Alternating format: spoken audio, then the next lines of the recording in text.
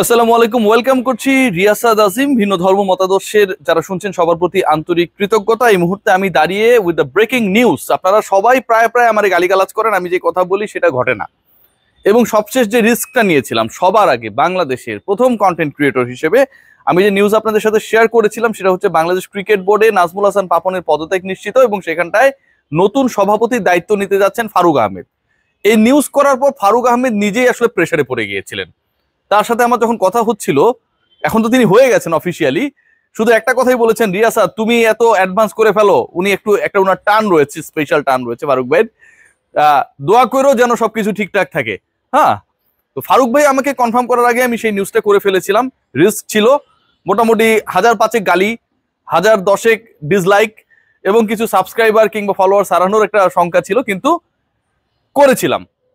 Finally Nazmul Hasan Papon, যিনি গত 12-13 বছর থেকে বাংলাদেশ ক্রিকেট বোর্ডের সভাপতির দায়িত্বে ছিলেন, আজকের যে আলোচিত বাংলাদেশ ক্রিকেট বোর্ডের সভা যেটা সচিবালয়ে অনুষ্ঠিত হয়ে গেছে অলরেডি, সেই সভায় নাজমুল হাসান পাপনের পদত্যাগ গ্রহণ এবং তার যে অধ্যায় সেটা সমাপ্তিতে 12-13 মিনিটও লাগেনি। আবারও বলছি, 12-13 বছর থেকে প্রায় 13 বছর থেকে প্রায় 12 বছর থেকে যেভাবে এটা করি, কারণ নির্বাচিত অনির্বাচিত কিছু হিসাব নিকাশ রয়েছে এখানটার মধ্যে, যিনি ক্রিকেট বোর্ডের একক নায়ক ছিলেন, সবচেয়ে ক্ষমতাধর ব্যক্তি ছিলেন, সেই তিনি মাত্র 12 মিনিট 13 মিনিটের মধ্যে বাংলাদেশ ক্রিকেট বোর্ডের দায়িত্ব থেকে অপসারিত, পদত্যাগ করেছেন তিনি, এবং তার রিপ্লেসমেন্টটা হয়ে গেছে within 20 minutes only. Bangladesh cricket বোর্ডের সচিবালয় যে সভা নিয়ে অনেক আলোচনা বিতর্ক রয়েছে, সিকিউরিটি কনসার্নের কারণে বাংলাদেশ ক্রিকেট বোর্ড যুব ক্রীড়া মন্ত্রণালয়কে ভেন্যুটা যেন সেফ রাখা হয় সেরকম একটা রিকোয়েস্ট করেছিল গতকাল রাত 12:03 এই তথ্যটা আমরা পেয়েছিলাম। সেটা যেটা হোক না কেন, এই সভার সবচেয়ে সিগনিফিক্যান্ট পার্ট হচ্ছে পাপন আউট, ফারুক ইন।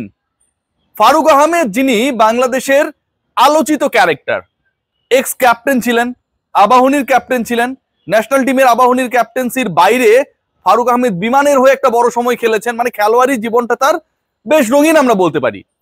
এরপর যখন তিনি নির্বাচকের ভূমিকায়, প্রধান নির্বাচকের ভূমিকায়, সেই সময়টায় দুইটা টেনিউরে ছিলেন। একটা হচ্ছে 2007-08 ওই সময়টায়, পরেরটা তো আমরা জানি 2015 বিশ্বকাপের আগে পরের সময়টায়। ফারুক আহমেদ ছিলেন বাংলাদেশের ক্রিকেট ইতিহাসের সবচেয়ে সাকসেসফুল চিফ সিলেক্টর। এমন একটা অবস্থায় তিনি বাংলাদেশ দলের দায়িত্ব বিভিন্ন সময় গ্রহণ করেছেন যখন পুরো দল একটা রেজাল্টের খোঁজে। এমন একটা সময় তিনি বাংলাদেশ ক্রিকেট বোর্ডের দায়িত্ব গ্রহণ করলেন যখন পুরো জাতি একটা সাফল্যের খোঁজে, শুদ্ধি অভিযানের খোঁজে। ক্রিকেট বোর্ডকে কেন্দ্র করে যেই ধরনের বিতর্ক, আলোচনা, সমালোচনা রয়েছে, তর্ক সাপেক্ষে, আবারও বলছি তর্ক সাপেক্ষে যেসব দুর্নীতির অভিযোগ রয়েছে, ঠিক সেই সময়টায় যখন প্রায় 12 থেকে 13 জন পরিচালক দেশের বাইরে, এবং তারা কখনো আর আসবেন কিনা আগামীর সময়টায় সেটা নিয়ে অনিশ্চয়তা, ঠিক ওই ক্রাইসিস মোমেন্টে ফারুক আহমেদকে নির্বাচিত করা হয়েছে প্রেসিডেন্ট হিসেবে। আজকের এই সভার যদি আমি ইনসাইটস আপনাদের সাথে শেয়ার করি, 8 জন বোর্ড পরিচালক সশরীরে হাজির ছিলেন এবং এই 8 জন বোর্ড পরিচালকের মধ্যে খালেদ মাহমুদ সুজন ছিলেন, আকরাম খান ছিলেন, কাজী এনাম আহমেদ ছিলেন, ফাহিম সিনহা ছিলেন, মাহবুব আনাম ছিলেন, এবং গুরুত্বপূর্ণ ইস্যু যেটা, সেটা হচ্ছে তাদের সাথে এনএসসি থেকে নির্বাচিত 2 পরিচালক। একজন তো ফারুক আহমেদ আমরা আগে থেকে জানতাম, আরেকটা নাম নিয়ে গতকাল রাত 9টা-10টা পর্যন্ত ধোঁয়াশা ছিল, ক্লিয়ার হওয়া যাচ্ছিল না কোনো দিক থেকে যে অন্য পরিচালক কে আসছেন। আহমেদ সাজ্জাদুল আলম ববিকে সরিয়ে দেওয়ার পর তার জায়গাটা কে আসছেন, সেই মানুষটার জন্য বা সেই যে মানুষটা আছেন, এক্সপেকটেশন যেটা ছিল সেটা হচ্ছে নাজমুল আবেদিন ফাহিমি হয়তো আসবেন, কিন্তু যেহেতু ক্লিয়ার করা হচ্ছিল না, এই ব্যাপার নিয়ে একটা কিন্তু শঙ্কা সংশয় ছিল। ফাইনালি নাজমুল আবেদিন ফাহিম সেই লিস্টের মধ্যে ছিলেন। আজকের এই বোর্ড সভায় বাংলাদেশ ক্রিকেট বোর্ড নাজমুল হাসান পাপনকে অফিসিয়ালি হারিয়েছে। অফিসিয়ালি আহমেদ সাজ্জাদুল আলম এবং জালাল ইউনুসের পদত্যাগ পত্র গৃহীত হয়েছে এবং অফিসিয়ালি বাংলাদেশ ক্রিকেট বোর্ড আগামী বছরের অক্টোবর পর্যন্ত নতুন প্রেসিডেন্ট পেয়েছে। বাংলাদেশের ক্রিকেট ইতিহাসে প্রথমবারের মতো একজন এক্স ক্যাপ্টেন, 2 বারের চিফ সিলেক্টর, ক্রিকেট বোর্ডের প্রধানের দায়িত্ব গ্রহণ করলেন। নাজমুল আবেদিন ফাহিমকে নিয়ে অনেক আলোচনা হয়েছে, অনেক আলোচনার বিষয়বস্তু ছিলেন তিনি, কারণ যখনই ক্রিকেট বোর্ড সংক্রান্ত ইস্যুসগুলো আসতো, ক্রিকেটীয় ইস্যুসগুলো আসতো, দুর্নীতি, কোনো একটা পার্টিকুলার ম্যাচে বাংলাদেশের খারাপ করা, কোচের behave, coach cricketer dressing room সম্পর্ক, ক্রিকেটীয় অ্যাটমসফিয়ার নিয়ে যত ধরনের ক্রাইসিস বিভিন্ন সময় তৈরি হয়েছিল সেগুলোর ব্যাপারে নাজমুল আবেদিন ফাহিম ছিলেন একজন উচ্চকণ্ঠ, তার ভয়েস রেজ করেছিলেন সবসময়। এই ভয়েস রেজ করা মানুষটা এবার কিন্তু রিসিভিং এন্ডে, সো তার জন্য চ্যালেঞ্জটা কিন্তু কঠিন আমার কাছে মনে হয়, যে এই অল্প সময়ের মধ্যে, আবারও বলছি অল্প সময় এই কারণেই, কারণ সময়টা হচ্ছে 2025-এর অক্টোবর পর্যন্ত ম্যাক্সিমাম করে দেখাতে হবে। যে ব্যাপারগুলো নিয়ে ফারুক আহমেদ, নাজমুল আবেদিন ফাহিমরা অনেক বেশি সোচ্চার ছিলেন, যৌক্তিক সমালোচনা করেছেন, এবার তারা রিসিভিং এন্ডে, এবার এই ব্যাপারগুলোকে তাদের ফেস করতে হবে। বাংলাদেশ ক্রিকেট বোর্ডের সবচেয়ে বড় সমস্যার জায়গা সেটা হচ্ছে কোচিং প্যানেলে বিদেশির আধিক্য, লোকাল কোচেসদের সুযোগ করে না দেয়া। তৃতীয় বিভাগ ক্রিকেটে একটা দল যদি খেলতে চায় এন্ট্রি ফি হচ্ছে 5 লক্ষ টাকা ভাই, এন্ট্রি ফি 5 লক্ষ টাকা, মানে পুরো দলের বাজেট আসলে 5 লক্ষ টাকা অনেক ক্ষেত্রে হয় না। 10-20 হাজার টাকা দামের ক্রিকেটাররা যারা উঠতি ক্রিকেটার তারা ওখানটায় খেলেন। সো এই যে একটা পাইপলাইনকে ধ্বংস করে দেওয়ার জন্য মাত্র 2 দল খেলে তৃতীয় বিভাগ এবং তারাই বারবার খেলে, 5 লক্ষ টাকা দেওয়ার সামর্থ্য অন্য একাডেমিগুলোর হয় না। এই যে সিচুয়েশনস গুলো, এগুলোকে পুরোপুরি বদলে দেওয়ার যে গুরুদায়িত্ব, সেই গুরুদায়িত্বটা কিন্তু তাদের কাঁধে।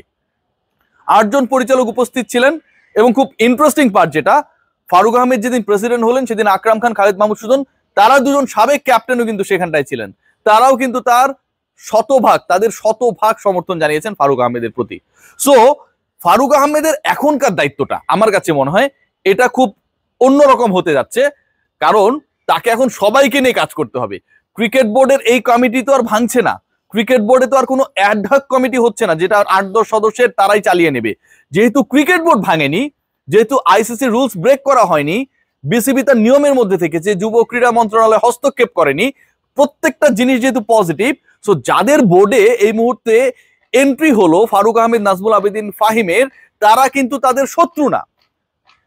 This is going two be a huge team work, এবং এই টিম ওয়ার্কটা টিম লিডার হচ্ছেন ফারুক আহমেদ। ফারুক আহমেদের কাজটা এখন অনেক কঠিন, অনেক জটিল। বাইরে থেকে আমি যেমন অনেক কথা বলি, সমালোচনা করি, আমরা অনেক কিছু বলতে পারি, বাট ভেতরের কাজটা কিন্তু এতটা সহজ না। সেই কঠিন কাজ তারা কি করে করবেন, কিভাবে করবেন, কোন মেথডে করবেন, সেটা দেখার বিষয়। তবে একটা ব্যাপার আমি আপনাদেরকে আবারও ক্লিয়ার করি, ফারুক আহমেদের প্রথম অ্যাসাইনমেন্ট যেটা হতে যাচ্ছে সেটা হচ্ছে বাংলাদেশের ক্রিকেট ইতিহাসের সবচেয়ে বাজে কোচ, বাংলাদেশের ক্রিকেটের ভবিষ্যৎকে একটা কি বলবো আয়না ঘরের মধ্যে বন্দি করে রাখা একজন কোচ, চন্ডিকা হাথুরু সিং এর পাকিস্তান সিরিজের পর অপসারণ। এর আগেও আমি ভিডিও করেছিলাম, আপনাদের বলেছিলাম যে পাকিস্তান সিরিজের পর হাথুরু আর থাকবে না, তার দিন শেষ, মনে রাখবেন। আপনারা কেউ বিশ্বাস করেন নাই ভাই, আমাকে বাজে কমেন্ট করে গালিগালাজ করেছেন।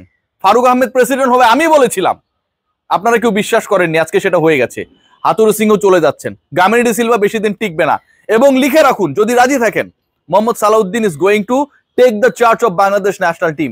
চ্যাম্পিয়ন্স ট্রফিতে বাংলাদেশ জাতীয় দলের কোচ হিসেবে আমরা মোহাম্মদ সালাউদ্দিনকেই পাবো। I do strongly believe that. সবাই ভালো থাকবেন, টেক গ্রেট কেয়ার।